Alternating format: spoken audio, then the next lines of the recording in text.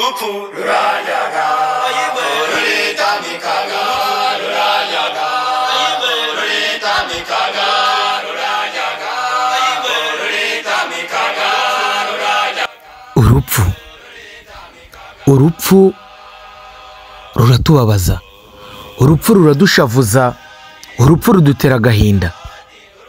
Urupfu ruraza tukarwakira tukananirwa twebwe kwiyakira. Urupfu iyo ruje ruraza rugahitamo rushaka, uwo rushaka rukamutwara, uwo rusize rukamusiga, ariko uwo rutwaye nuko aba agiye mbere, ariko n'abandi baba bazakurikiraho.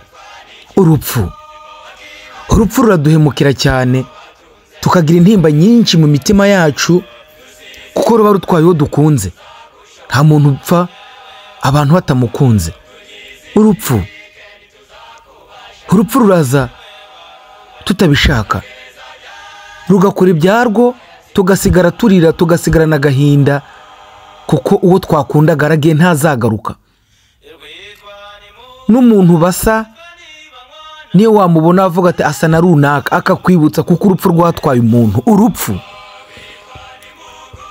Urupfu rutwaye umugabo mwiza cyane twakundaga, umugabo w'intwari, Ale Mukurarinda. Apfuye ari mutoya, apfuye afite imyaka 55.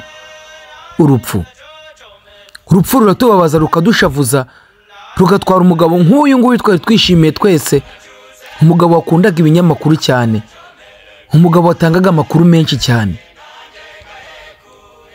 umugabo wari uzi gusetsa, umugabo wari uzi gusobanura ibintu byinshi cyane, umugabo wize amategeko. Urupfu ruratubabaza.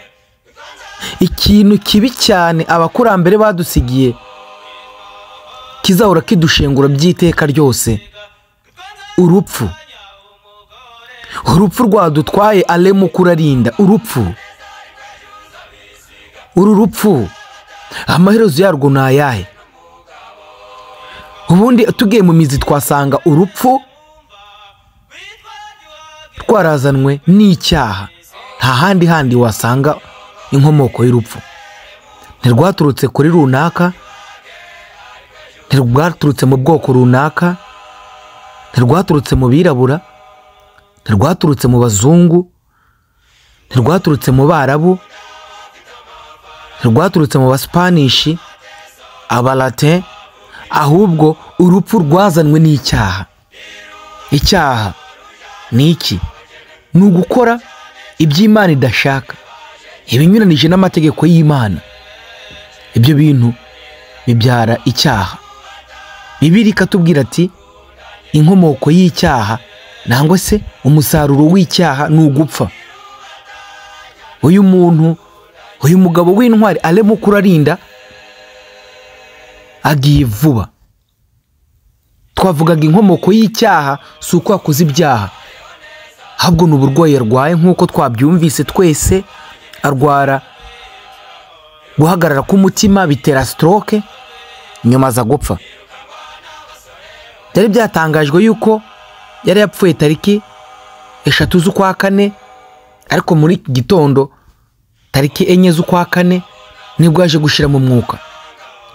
Yari umuvugizi wungirije wa politiki w'igihugu cy'u Rwanda, umunyamugabo mwiza cyane wakundwaga n'abanyamakuru. Ale Mukurarinda yakundaga kuririmba. Muribuka indirimbo ivuga ati tsinda we batsinde, indirimbo yaririmbye n'igihugu cy'u Rwanda iyo Amavubi ari gukina. Iyi ndirimbo mwese murayizi.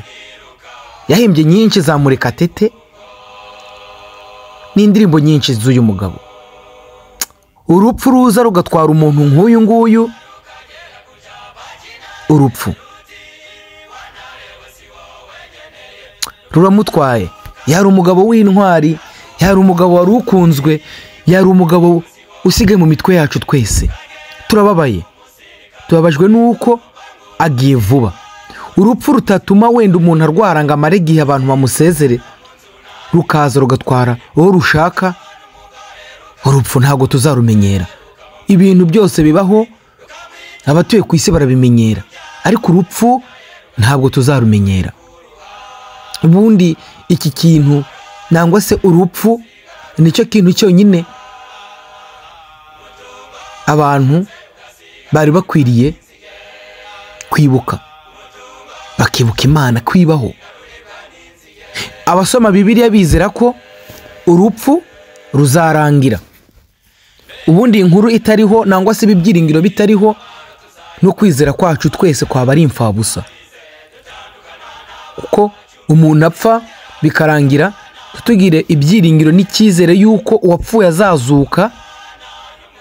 N'abasenga ntacyo baba basenga, n'abizera ntacyo baba bizera, kuko upfuye abazimiye burundu. Ariko Bibiliya igaruramo abantu ibyiringiro yuko uwapfuye yizeye ntago abapfuye, ahubwo abasinziriye. Wibuke hari igihe cy'umuzuko, umuzuko wa mbere n'umuzuko wa kabiri. Umuzuko wa mbere w'abakiranutsi, umuzuko wa kabiri uzongera kubaho ni uw'abakoze ibyaha bakajya kubazwa ibyo bakoze. Urwo ni urupfu rundi ruzaheruka isi. Ibyo si byo ngiyemo cyane, navugaga kuri uyu mugabo Ale Mukurarinda, umugabo twakundaga cyane, ubu yahindutse nyakwigendera. Agiye tumukunze, Imana imuhe iruhuko ridashira. Urukundo twamukundaga ruzakomeza kuba mu mitima yacu.